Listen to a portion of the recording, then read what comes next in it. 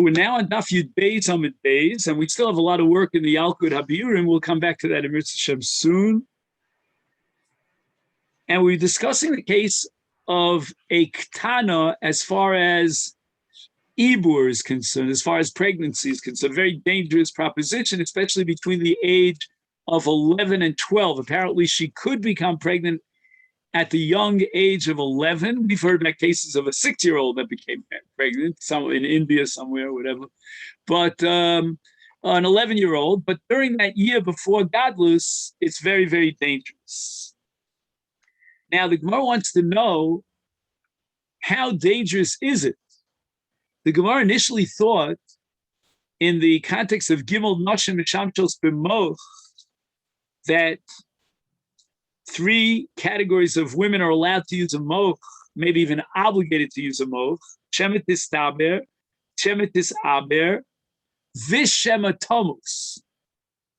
It sounds like there's a double suffix. She might become pregnant and she might die. But it's not Vada. And the Gemara asks, doesn't that contradict the Mishnah that says that Lo Matzinu, we don't have Chamoso Mima'enes? Meaning you can't be a mother-in-law and at the same time be a Ketana. Well, now you're telling me that is possible. It's only Shema Tammuz. So the Gemara answered that Ema Shemetis Aber Vitamus. Not Vishematomus, but Vitamus. Meaning, if she does get pregnant, then she's going to die, and the Vlad is going to die. And the Gemara quoted Rabba Bar Levi. So let's just see where we're up to. We're on Daf Yud Beis Amid Beis, and we're kind of like smack in the middle of the Amud. And let's count up from the bottom of the Amud. It's a little closer to the bottom. 2, 4, 6, 8, and 11 lines up from the bottom of the Amud. Omar Rabba Bar Levi.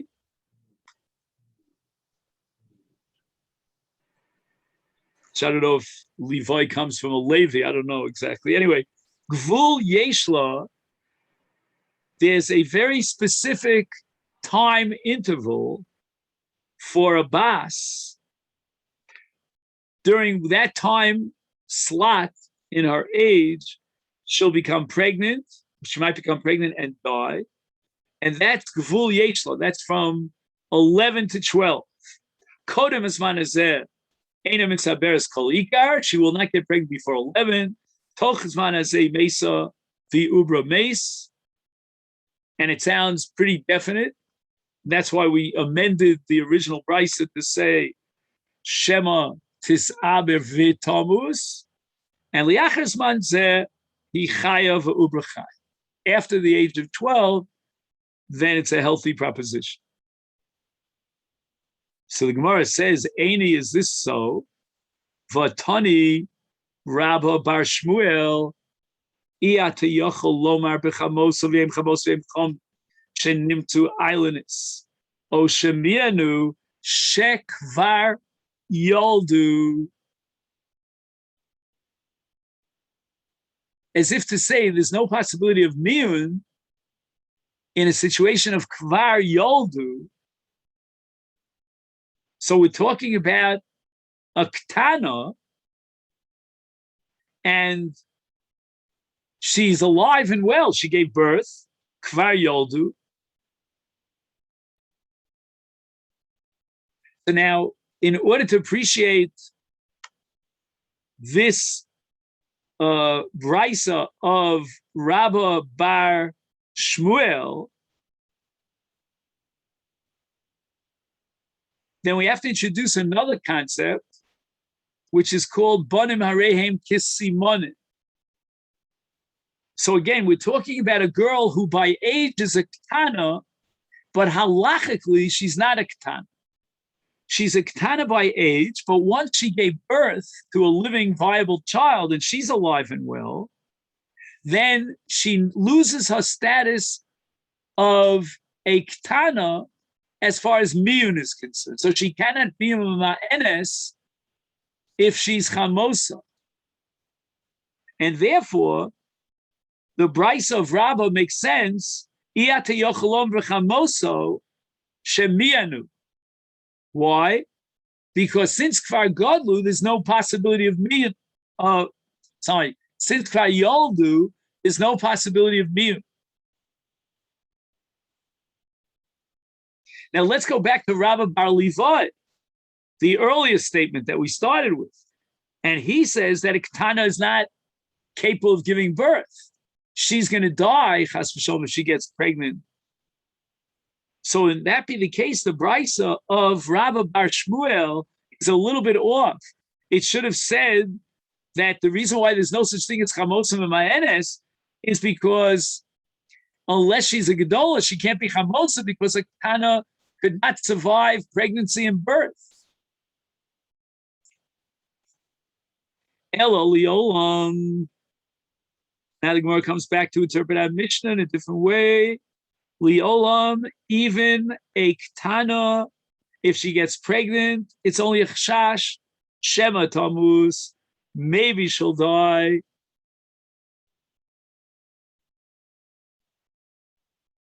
V'shema tammuz, shema tisab v'shema tammuz. So instead of changing the girsa in the Mishnah to say that shema tisab v'tammuz, it's v'shema tammuz. And it sounds like the Gemara at this point has no choice but to reject Rabbi Bar Levi, who says that he mesa va'ubra mace.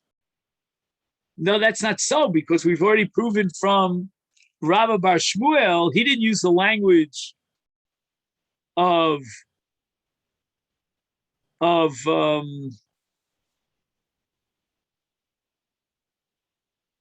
ein ktana yoledes klal.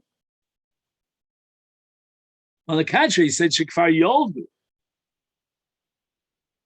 So now the Gemara is maintaining the possibility that she might actually give birth as a ketana. But now, so you ask the kash from the Mishnah of Iyata Yochel Lomar Bechamosa Shemiyana. Why is that impossible? If now you're admitting that a ketana could survive and be a mother, the answer is the Omer of Safra, but in Marev can simonim. Of course, there's no possibility of miyun, because you don't need shtei saros. Forget about shtei saros. Even in the absence of shtei saros, she is a gedola. She's yatzah mechal miyun. Why? And again, she's less than 12 years old. She has no simonim, but she became pregnant.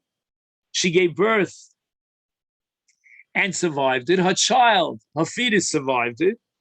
That is bonim areim kesimonim. And it's as if she was 12 years old and had simonim. She becomes a gedola. Now here there's a long discussion about exactly at what point does she become a gedola.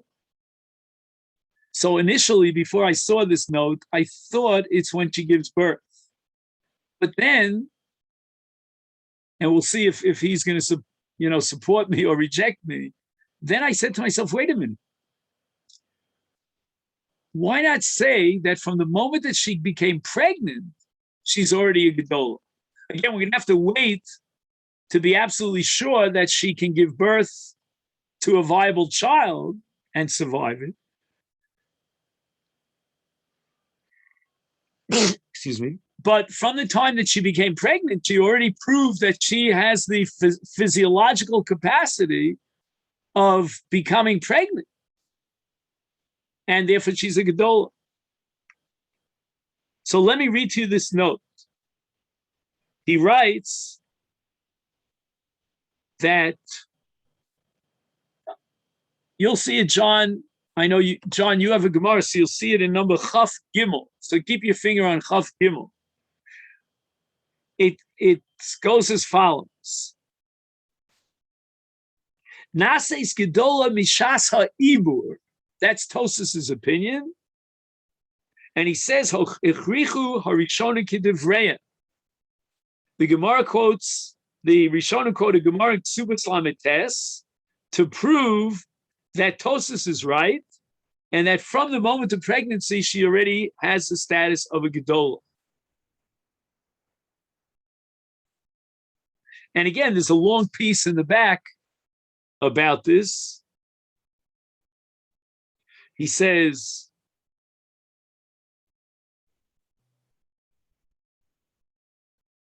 Im his Abra, she became pregnant with an Ubar ben Kayama, with a fetus that is viable. Hareza Ki'ilu Evia Simonim Bishnasa Hayud Gimel, into her 13th year, meaning past the 12th birth. Benases Gidol Lechol Dover Mishasa Ibur, Mishum Kain, Af Im Chamoso, Ana Bishonim, because Yolda Ishto, meaning he's married to the daughter of this young girl, is since Yolda ben Kayama, is therefore Shuveni Yechol Lamayin, she doesn't have a possibility of miyun because she is a Gedol. I'm a little bit confused about one point here. Do we remove miyun because the Kiddushin are Kiddushay Baraisa immediately when she becomes pregnant, even before Kiddushin, if you follow what I mean? The original Kiddushin as a Ketana, if he siua, achia, or ima, are only Kiddushay D'Rabbanan. How does that Kiddushay D'Rabbanan develop and mature to become Kiddushay D'Oraisa and remove miyun unless there was a new Kiddushin? Meaning the old Kiddushin were Kiddushin D'Rabbanan. It would seem to me, just logically, that even after Ibur, we would not remove her miyun status until a new Kiddushin was implemented. I mean, I don't know, you might agree with me because you don't want to insult me, but I just want to know if you agree with me because my logic is sound.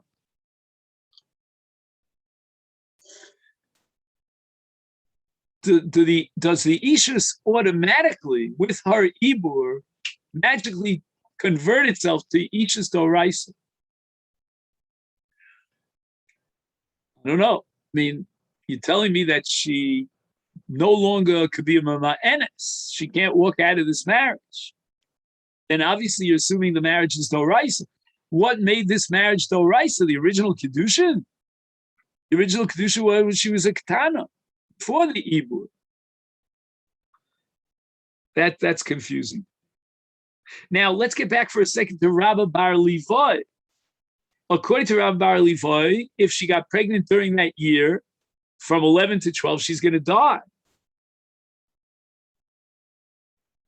So he writes here, this is footnote number Chavdalid, that Ein Kavanaso B'dafka Miyud Aleph Shona Yud Beis Shona El Toch Hazman Hi Hashona Shekodem Gadlutza.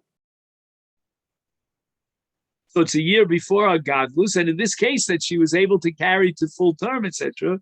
Im Yolda Vlad Shel Kayom Gloi Milsa Shekvar Mishas Iburo Hili Achar Azman. So that Rabba Bar Ilai is talking about, he's talking about a year Kodem Zman Gedulasa. Gadlusa, I should say.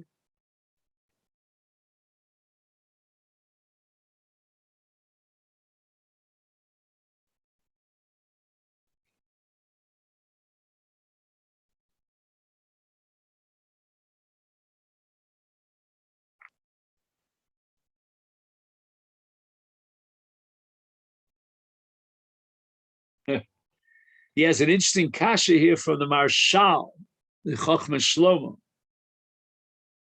He says, why is it that if she's less than 11 years old, the law is Mishameshes Kedarka, and we're not going to allow a moch, And the answer according to Rabba Bar Ilai is because if she's less than 11, then for sure she's not going to become pregnant. That was an absolute given.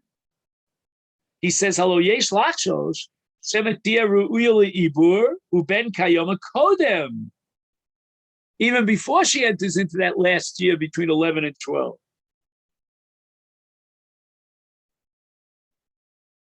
Nimtza shehi kfar b'tol hashana shel kodem gadlusa. Valul is aber velomos. And you still have that danger.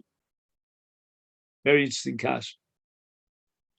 Isti amri bonim adife misimonim. Bonim are even better than simonim. L'may nafkimina. What difference does it make that you give the status of bonim to be greater than that of simonim? In both cases, she's a gedola. And the Gemara answers, "Tafilu l'Rabbi Yehuda, the Omar, ad sheyarba hashachar al halavon b'bonim mod."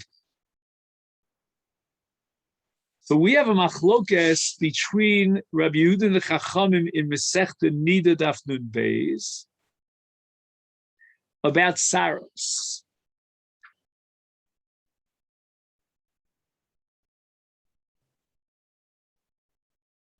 According to the Chachamim, once she has two tsaros, she's a gedola. So, for example, in Kiddushay Miyun, that Miyun will terminate once she has two tsaros. Again, my old question still bothers me in the back of my mind. When does it become, or how does it become Kiddushay Dorais? But in any event, and comes along Rabbi Yehuda to disagree. Ad sheyarba shachar al lavan. In other words, it's not enough that she has two sa'aros somewhere in the pubic area. She has to have rov shachar. Most of her saros, because shtei saros means shchoros, otherwise it's called something else, called shuma. And it's got to be rov, that most of her pubic hairs are now dark in color, they're black. That's called meruba hashachar al lavan. So you see that Rabbi Yehuda raises the bar, raises the standard to become ois miyun, ois mema'enis. She leaves the category and the rights of miyun at a later stage when she's more mature. So if Rabbi Yehuda ups the ante and you need rov shachar, then maybe he would not recognize ibur and Leda as Simon.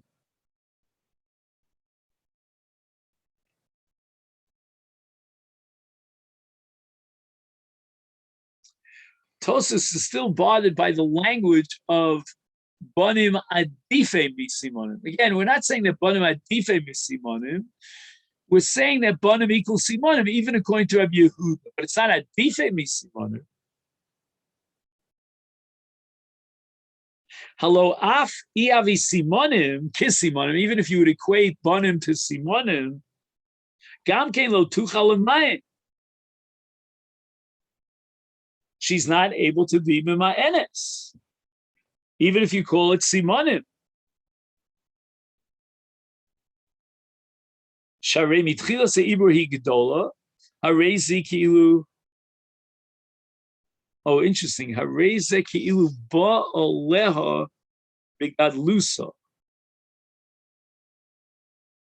He sounds like he's addressing our question, but I don't know what he's saying. He's saying ki'ilu ba'aleha begadlusa.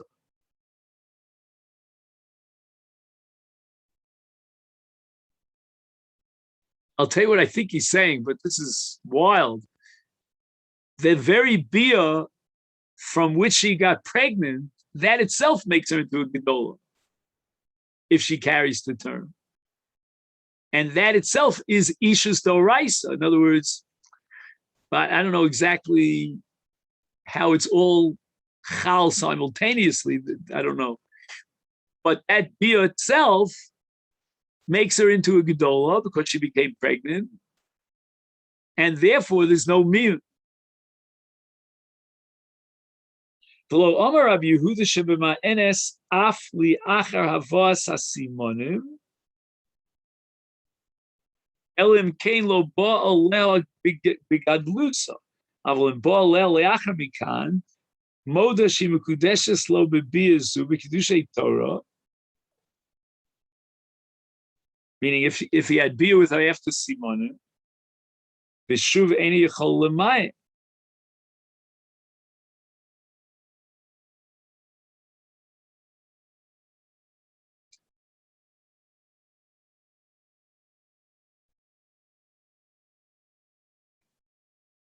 I'm not sure exactly what Rabbi Yehuda is saying now. Tosfos says the following: there's no question that Rabbi Yehuda would have to agree that if she had two simonim, two saros, and then ba'aleha, she's already a gedola, and there's no miyun. So what exactly is Rabbi Yehuda telling us?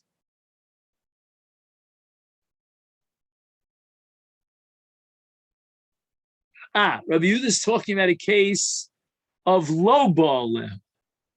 She had two simonim, but lo ba'aleha. And Rabbi Yehuda holds that if lo ba'aleha, she still is subject to miyun. Comes along Rabbi Yehuda and he says, but if it was yarbat shachar al lavan,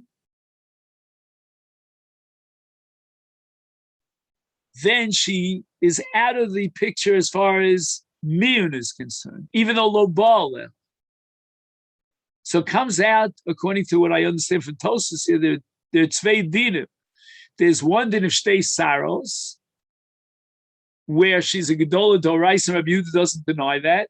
If he has beer with her after that moment that she has shtei saros, then there's no miyun. And the other din is, according to Rabbi Yehuda, that, right, so again, the first din only applies if ba'aleh after shtei saros. The second din is im lo ba'aleh, even so, there's going to be a moment in time which is going to be mafkia miyun. And when is hafkas miyun? The moment that she has rov shachar.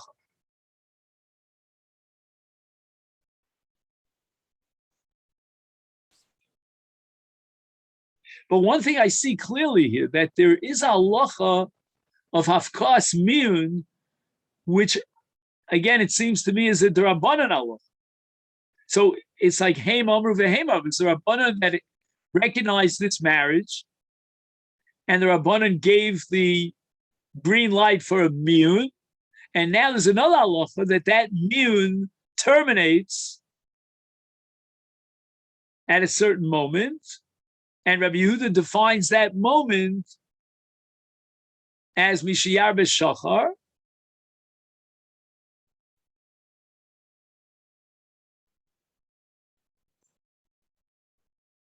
But he doesn't deny that in Baal Eliachar Shtei Saros, even if it's not Ribui Shachar, there's no longer miyun. So once again, we're still pretty stuck. Why does the Gemara say banim? What's the language? Banim adife misimonim, right? What does it say? Yeah, adife misimonim.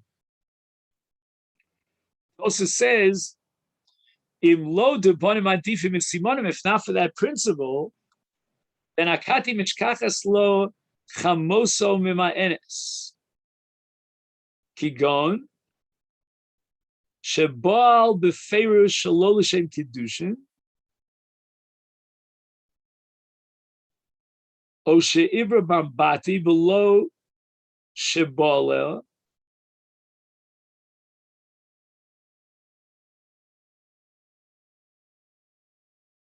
Rabbi, yeah.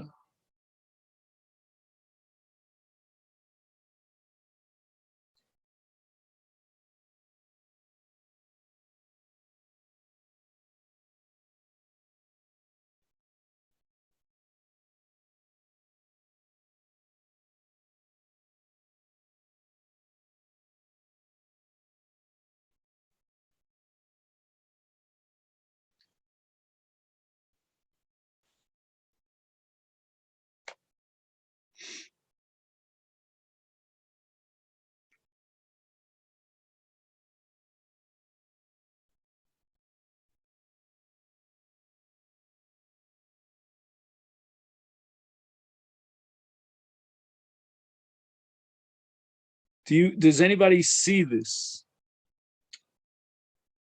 He's very makatzer here.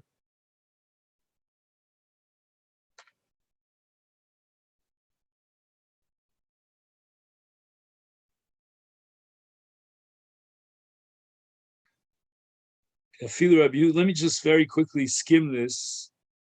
In Tomar Mike, Vim Tomar. It's on the second line in Tosus Afilu. Vim Tomar Amai Komer de Adifim Simonim Afilu Lo Havi Mishas Ibur Elakisimonim. Is Lo Matzinu Chamosam Enes Rav Yehuda Mishas Ibur Adaleda Yeshman Meruba Yosef Imashi Yesh Saras Achiyarba Shochar.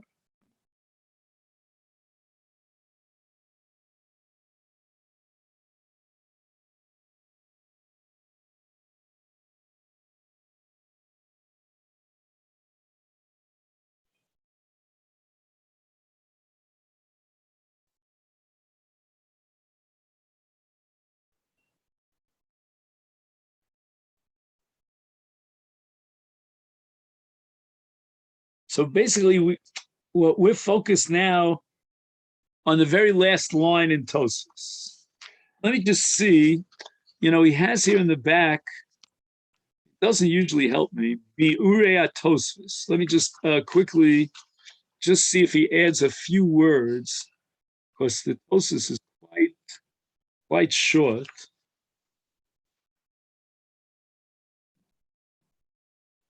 Let's see. It's on page Samach Gimel. Here.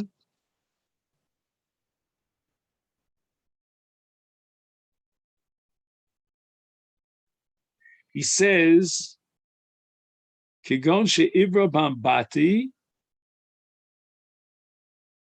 No, he has a footnote on that. Okay. Oh, Kigon shebal befer shalol l'shem kiddushin.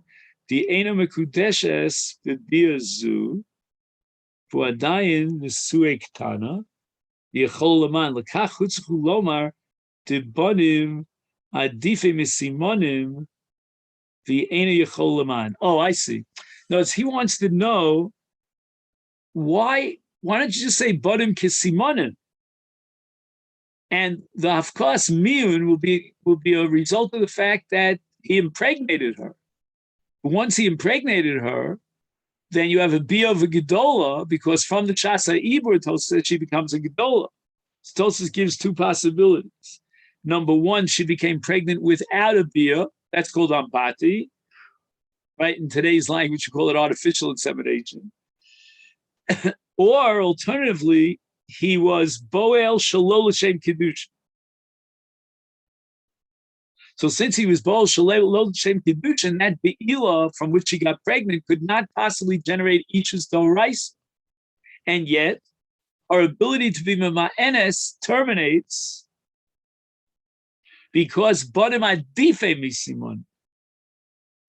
Had it only been simonim, then since there was no bia of ishus, her marriage relationship is still that of a miyun, of a ma'enes. But now we're saying bonim adife misimonim.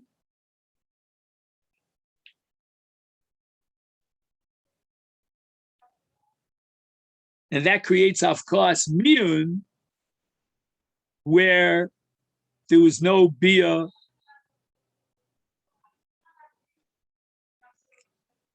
Right, so from the shasa ibur,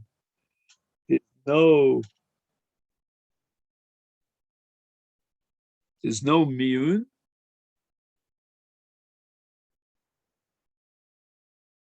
Again, so where's the bia? She became pregnant by Bati, or shalol l'shem kiddushin.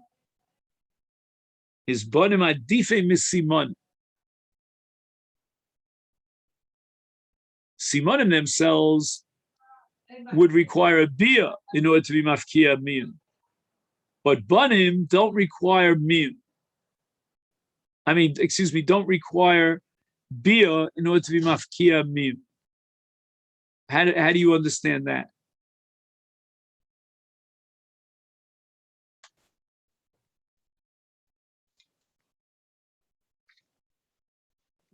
See,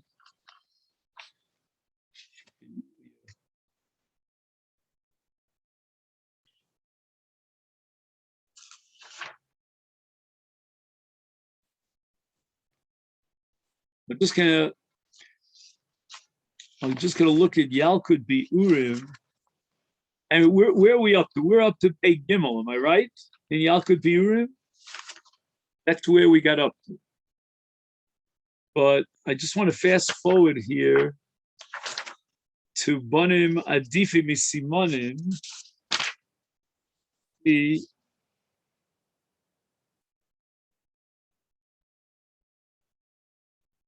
Hikshu Atosus. This is on page Tzadi Tes at the very end.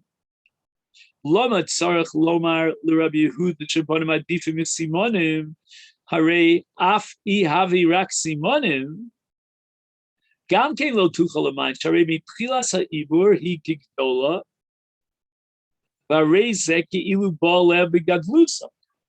Right? To impregnate her, he must have had a bia, and at that point already in time she was a gdola. Below Omar Rabbi Yehuda, Shemimamenes Afli Achar Avos Simonim, Elen Kelo Ba Olev Bigadlusa. So when does Rabbi Yehuda say that even after Simonim, if it's not Rov Shachar, she loses her rights for Miyun? That would only be if he had a Bia after she had the Simonim. But lo ba'aleh b'gadlusa is az yichola l'mayim. Why? Because there was never an agency to transfer and upgrade the ishus to ishus shel Torah. L'fishes kadshalo b'katlusa v'rak mirabanan einam ma'enes li'achar shehigdila. So that's good. So when we have a rabbinic hafkas miyun by virtue of hagadlus hashnei simonim, that's where Rabbi Yehuda disagrees, and he says the chachamim were only mafkia miyun after ribui shachar.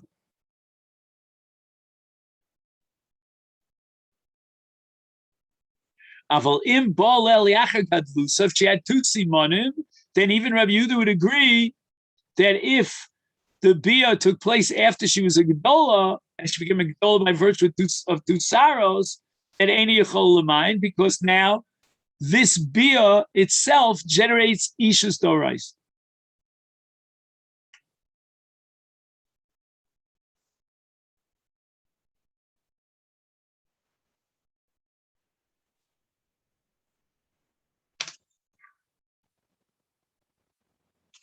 So therefore, even if you hold banim hareihem kisimonim, there would be no possibility of miyun, because the bia itself would have created ishus doraisa and therefore be mafkia miyun. So why do you have to tell me adifi misimon?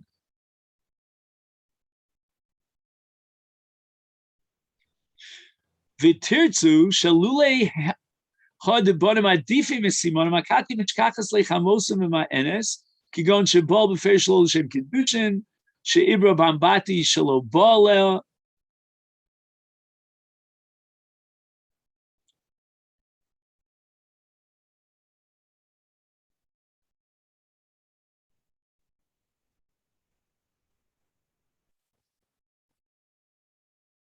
Again, yes. So, but I'm trying to understand. So, why is banim adifi mitzimonim?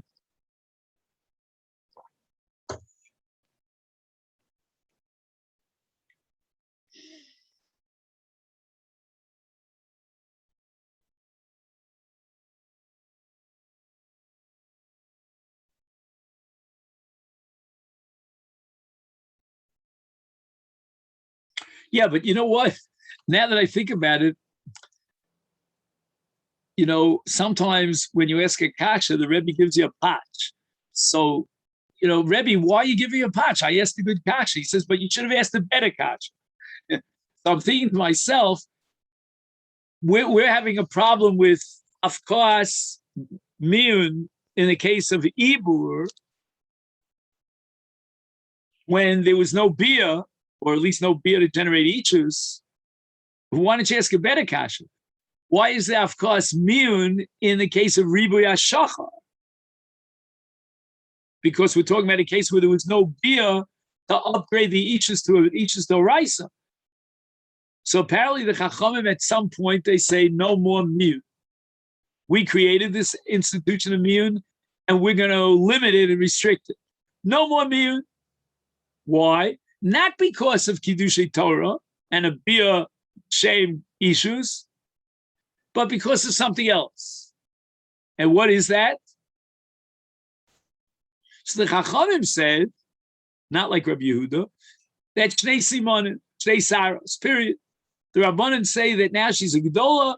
We don't want Mian of a Gedola. Maybe they were afraid that if there's Mian of a Gedola, people might think that even in Ishus Doraisa, there's Mian. I don't know. They made such a thing. We don't want Mian anymore. Which probably means she'll need a get, I assume. And Rabbi Yehuda says, no, the Rabbanan did not put their foot down and set that limit with Shnei Simonim, with Shnei Saras, but rather with Rov Shachar. So ask yourself, why? Why did the Rabbanan, it sounds so arbitrary?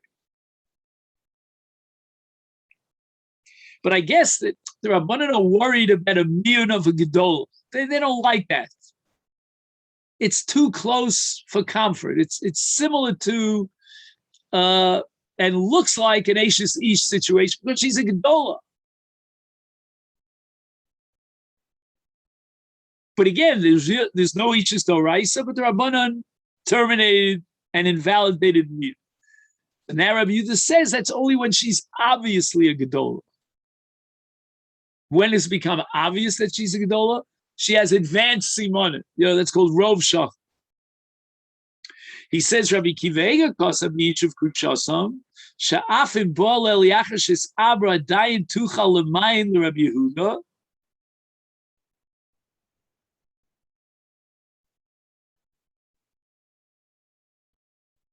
Which, if I understand correctly, means that she had Shtei Saros and Bol and apparently Shem Kiddushin, Shem Ichus. And Rabbi Yehuda holds that she could still be Mamaenis. Why? What does Rabbi Kivega mean over here? How could she be Mamaenis? It's Kiddushay Torah. I deal with her after she had Shnei Simonu.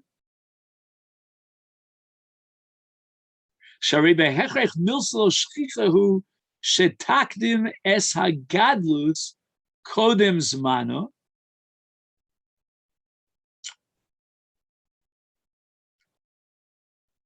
V'imkein ad haleda yesh lanu litvos shetapil u'memelo tig tagdil machmas ha'ibur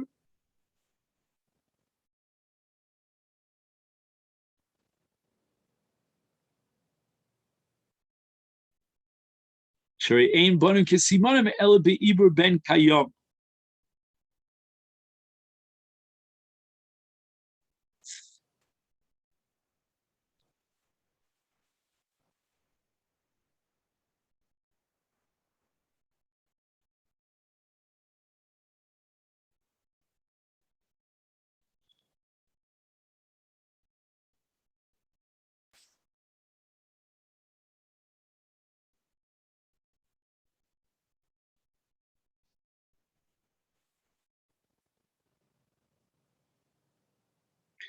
Af shebeleda huvra davar shahaisa gedol mishas habia mikomakom kevan shahaisa becheskas ana b'shashe ba'aleh mistamalo ba'aleh l'shem kedushin.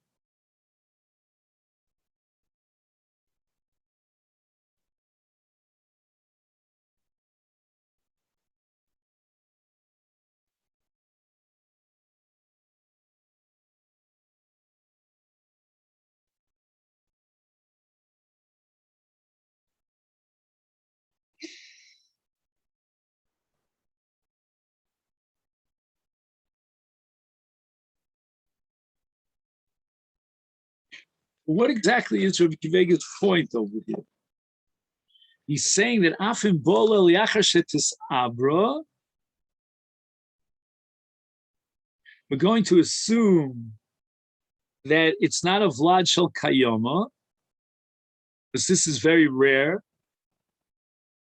And therefore, she doesn't become a Gdola Machmas Ibur Zeh.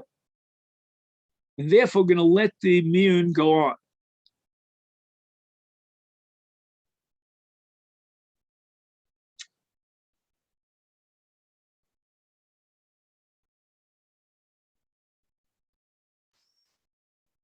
So, Ad al Leida, yesh lo little shetapil.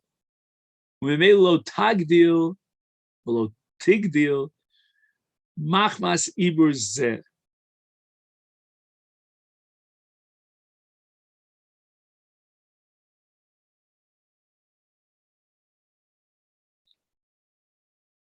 Sharei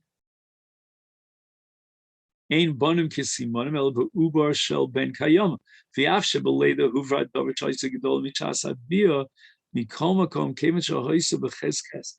Ano ishas bia stavru stomalo.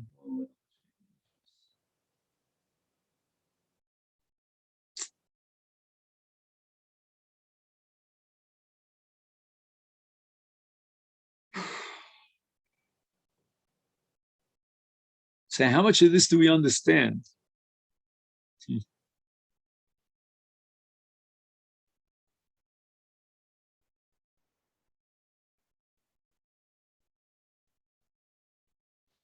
I have a feeling, I don't know, this is anticlimactic, but I think Rabbi Akiva is making a linguistic comment.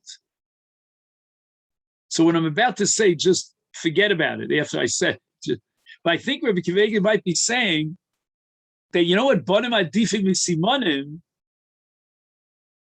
means that on the one hand, the Ibur itself is a Simon,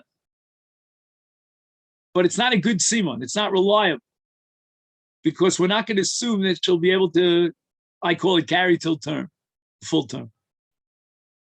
But Bonim, says Rabbi Akiva, if she does give birth, then Adife Misimon, which means that from the time that she gives birth to a viable child, then retroactively we go back to the Chasa Ibur and we say that that Ibur was godless, was Simon. So again, until she actually gives birth to the viable child, then Bonim Einam Kisimon. What do I mean? I mean Ibur Eino Kisimon. Because even though she became pregnant through Bia,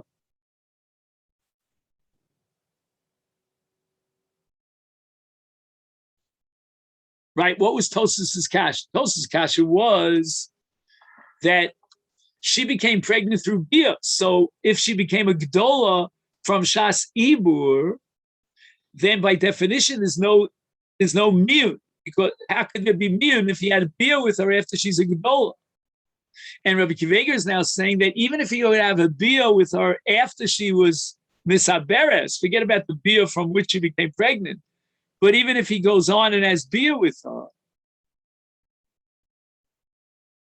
she still could be Mama'enes. Why? Because we're going to assume that she's a Ketana. Why are we going to assume that she's a Ketana?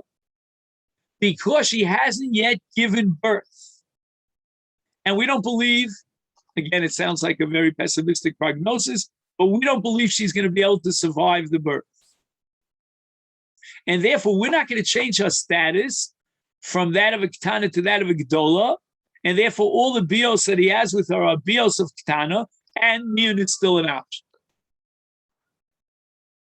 But Banim Adife Misimon, which means that the Simon of Ibur is a Knacker Simon. It's not a reliable Simon of godless, and therefore we're going to treat her as a Ketana, and we're going to validate the miyun.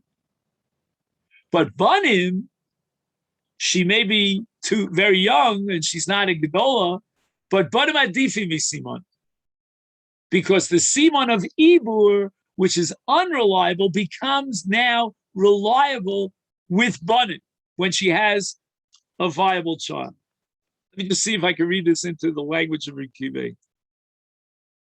Rabbi Kiva kosa b'yishuv kuchyasarim, meaning that even if banim harei hein kisimanim, not adifa misimanim, and therefore if banim harei kisimanim, Tosa holds that she became the gedola from the time of the ibur, and therefore obviously there's no miyun. Says Rabbi Kiva, no.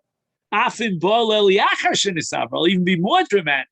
Even after she became pregnant, he had a relationship with her. Adayin tuchal l'mayim l'Rabbi Yehuda. Why? And I'm just fast forwarding. He says, Ad haleido yesh lanu litol shetapil. Tapil is a miscarriage. That was the word that Jeff mentioned yesterday. Umemelo lo tagdil machmas ibur zeh. And therefore, we're going to treat these so-called banim as if they're no banim, because we're going to assume it's a hapola situation, not a ben shel kayama, and therefore she retains her status as a ketana. V'ad aleida yesh lanu litlo shetabil u'memelo tagdil machmas ibur zeh. So Tosas was assuming that with that ibur she becomes a gedola, and he had fear with her to create that ibur, and therefore she becomes a mekudeshes min Torah, and there's no miyun. Rabbi Kiva says no. Miyun will continue on. Sharei ein banim kisimanim ela b'uber shel kayama. So if you are only operating within the framework of banim areim kisimanim, and you're talking about ibur without a ben kayama, we don't anticipate her being able to create and produce a ben kayama. Therefore, it's not like simanim. But when she has a ben kayama, then it's adif misimon, meaning the simon of Leda. I'm sorry, let's start the other way around. The simon of ibur doesn't hold a candle to the simon of banim. So banim as a simon is greater than simonim of ibur.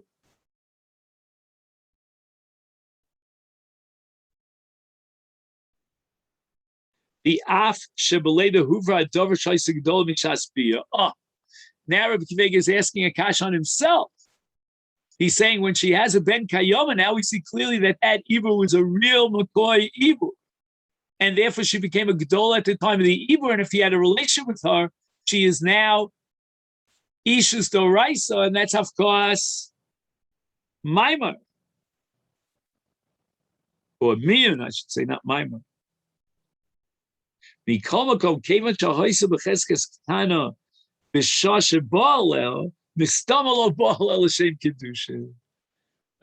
pulls a fast one on this. He's saying if you ask yourself the question, what was his mentality, his mental state when he was Baalel, he assumed that she's still a ketana, and she has a cheskes ketana because again the chazok is shetapil. So when a man has relations with a ketana, he's not interested l'shem ishus.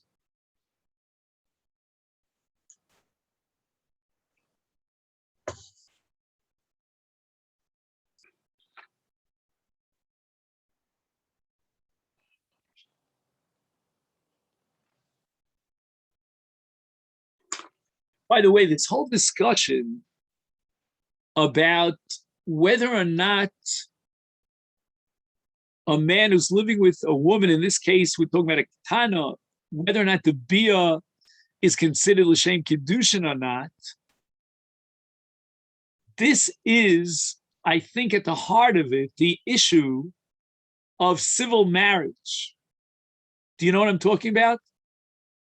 The machlokas between Rav Moshe Feinstein and his predecessor, Rav Henkin. Rav Henkin was worried, and he assumed that in civil marriage, if a Jew is married to a Jewess, civilly, without chuppah v'kiddushin, nevertheless, the Torah would recognize that marriage, which has tremendous repercussions in terms of mamzerus, because she never got a get, and she's living with another man now. Now, why is civil marriage kiddushin? Because when a man has a relationship with a woman within the framework of marriage, in quotation marks, that's called a bi'ul l'shem ishus. And Rav Moshe Feinstein disagreed. He was of the opinion that bi'ul is l'shem civil marriage, not l'shem ishus, because it was never chuppah v'kiddushin.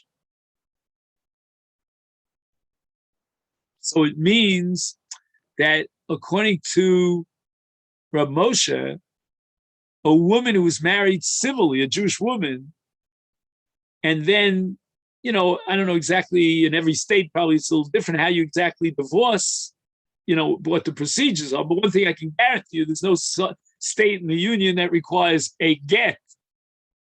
So she went ahead and got married to a second man. According to Rav Moshe, the child from that second marriage is not a mom's. According to Rav Henkin, that child is a mom's. I mean, again, I'm oversimplifying a very, very complicated sugya. But I see reflections of it here in terms of whether Kedushay Miyun will terminate once he has Bia, which depends upon whether his Bia is L'Shem Ishus or not. It could be that he doesn't have to make a statement, well, I declare that my Bia is L'Shem Ishus. The very fact that he's living with her as a husband and wife, that makes it into a Bias Ishus. But Rabbi Kivega's chiddush is, and this sounds, resonates with, I think, Rav Moshe Feinstein, is that since she's a ketana, he doesn't have in mind bi'ul l'shem ishus. Even though in truth she might be a gedola, we'll find out after birth, when she gives birth to the baby, whether or not now when he had bi'ul with her after ibur, whether or not that the status of this woman is that of a gedola. But Rabbi Kivega wants to know psychologically, in terms of his mental state, what is he intending to do with this bia? And Rabbi Kivega says he's not intending to make it into a bias ishus because he thinks in his mind she's a katana. So that Rabbi Kivega's approach is very similar to Rav Moshe Feinstein. We go into the psychology of a person and ask ourselves, why is he having bia with her? And in the case of Kedushay Ketana, even though she's pregnant, his bia, says Rabbi Kivega, is l'shem Ketana. It's not l'shem ishus of a gedola. If we were to take a different approach, that we don't care about the psychology, we care about the nature of the marriage relationship, and every bia is considered potentially a bias ishus. And that would, I think, reflect more the approach of Rav Henk. Now, what we didn't finish up yesterday was, and please correct me if I'm wrong, was Rav Sheshes on Pei Gimel. So if you happen to have, again, I know, Steve, you don't have access to these pages, but I was able to wait a minute, I think, that's also there. Oh, I see. But Pei Gimel we have, in theory. Jeff, you have Pei Gimel? Oh, so if you take a look on the right column, so it's for Steve, for you, it'll be a Torah Shvel Pep. We only have about 5 minutes left. So Omer Rav Sheshes, Seifa son l'Rabbi Akiva di Omer ein kedushin tofsin b'chayve lavin. Well, let's very quickly open up to Daf Yudom at Beis, and this is part of our Chazorah. And sorry, I'm just juggling here this thing.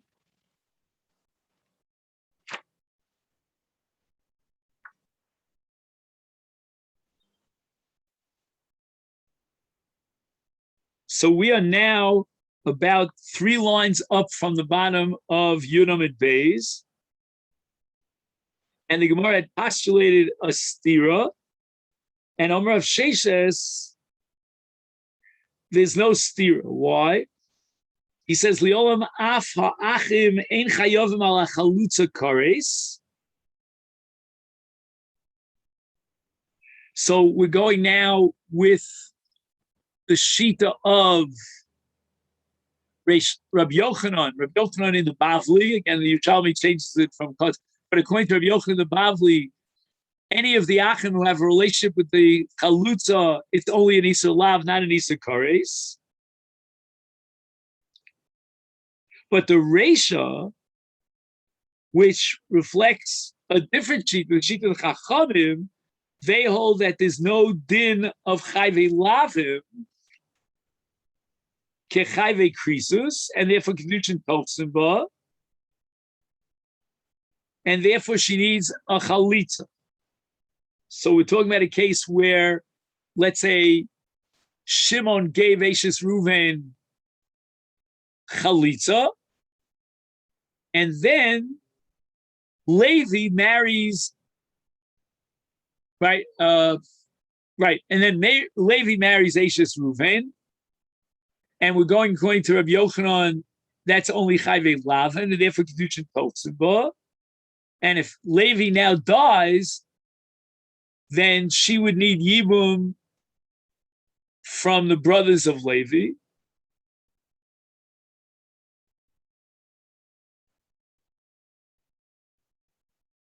And Rav Shesha says, Seifa son, Rabbi Akiva Diomer Ein Kedushin Tosu Af B'Chayve Lav. So that means if one of the other brothers, other than Shimon, who was the Cholet, would marry this woman, then according to Rabbi Yochanan, since it's only Chayve Lavin, you would have thought that she should fall for Yibum if Levi marries her and dies without children. No, there won't be any Yibum because Levi is not married to her. Why? Because Rabbi Akiva says, Ein Kedushin Tovsim B'Chayve Lav. Hiksha HaKeren Ora, L'shitas HaRambam, She'ein Isur Chalutza Elami Divrei Sofrim. I don't know, this is a new Chiddush. I'm not familiar with the Rambam Shita. Hello, Afle Rabbi Akiva Tovsim B'Kedushin. How is the Rambam meant to interpret Rav Sheshes, who assumes that in the case of a Chalutza, which is Chayve Lavim, then Rabbi Akiva would say Kedushin Tovsim Ba. I'm sorry, Ein Kedushin Tovsim Ba, when we're talking about an Isur Chalutza, which is only Midivrei Sofrim, and therefore even Rabbi Akiva would have to consent that it is Tovsim Ba. But Tirei Shekavonis Rav Sheshesi L'shitas Rabbi Akiva lehalon Shanose es Krovas Chalutzoso Havlad Mamze.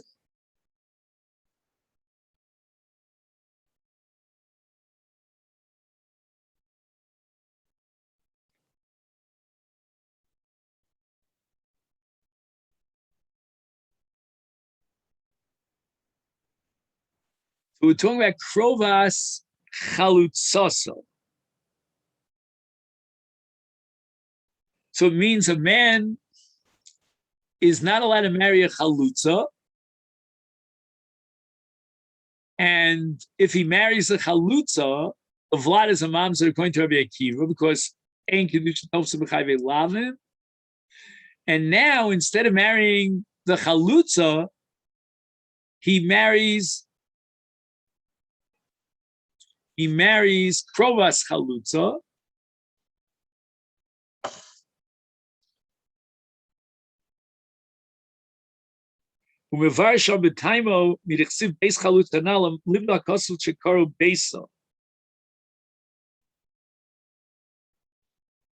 So in other words, we see a relationship between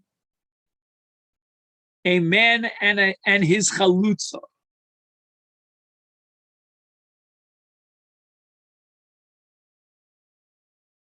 L'shitaso chalitza eina p'tur bi'alma elo kinyan hi. Wow, this is mamish wild. That chalitza is a kinyan. V'arei ze ki'ilu kana osa vehotzia. Chalitza means, according to Rabbi Akiva, that he marries her and he divorces her. Valkein, since he was married to her, now it's mamish mind-boggling when you think about it. It's Eishes Achiv and he's married to her without Yibum, but he's married to her through Chalitza. Alkein Nesar b'krovosel min haTorah, kimo krovas grushasa. Right, so a man is married to a woman, and all her relatives are also to him. Like, for example, her sister. And now he gave her a divorce. He still remains also to her krovos. Well, if he said, Nesorim ha'achim b'chalutza, lo mishum eishes acheim hames, el mishum shikigrushas acheim ha'cholutz. So it's an entirely different sheet of Rabbi Akiva that Rav Sheshes had in mind. Pretty way out, no? Yeah. All right. So let's just see, if you don't mind, we'll just make a note as to where we got up to.